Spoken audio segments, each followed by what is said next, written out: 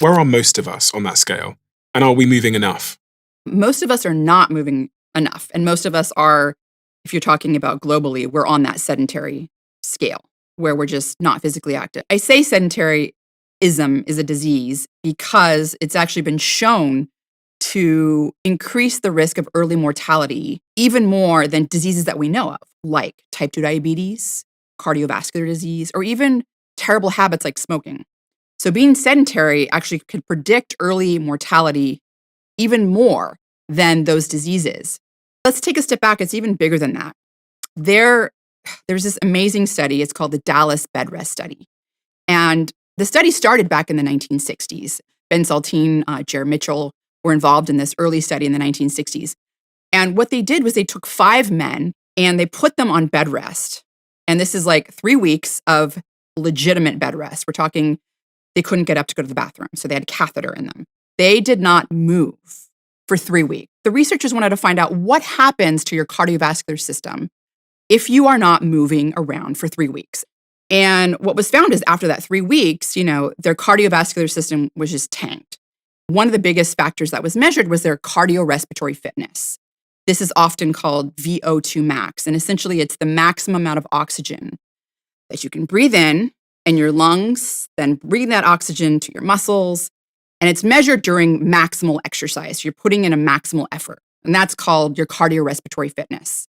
I mentioned this was in the 1960s. About 30 years later, and this is where Ben Levine came into the study. He's at the UT Southwestern in Dallas. They found these 5 men from 30 years earlier, and they measured their cardiorespiratory fitness and a variety of other parameters that they had measured at the time.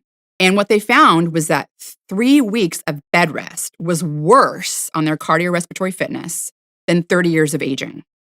So essentially, their cardiorespiratory fitness was no worse 30 years later than it was after their 3 weeks of bed rest. You would think that the 30 years of aging would be worse on your cardiorespiratory fitness than the 3 weeks of bed rest. And it's the same individuals. The same individuals, the same 5 men. After the 3 weeks of bed rest, back in the 1960s, they were able to get their cardiorespiratory fitness back up again once they started exercising and moving around, and it took a while.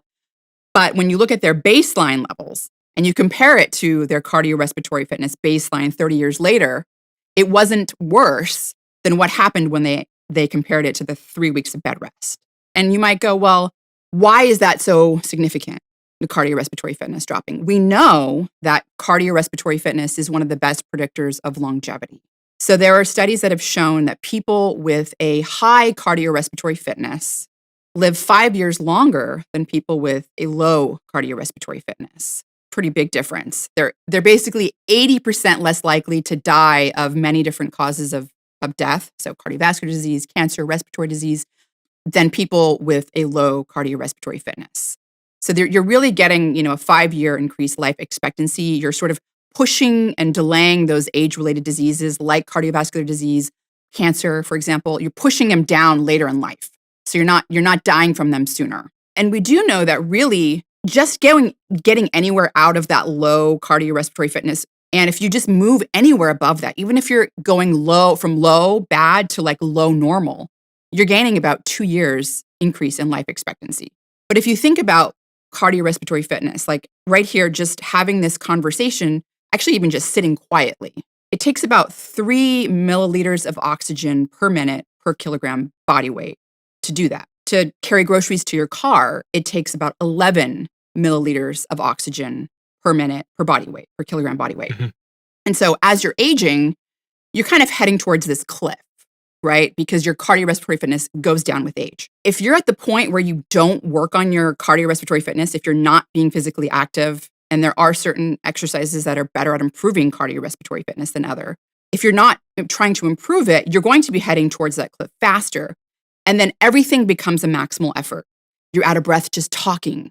You're out of breath carrying groceries to your car. Everything is a maximal effort, and you don't want to be there. That quality of life is not good. So you're talking about 2 things here. You're talking about decreased health span and decreased lifespan. So yeah, we should be moving more.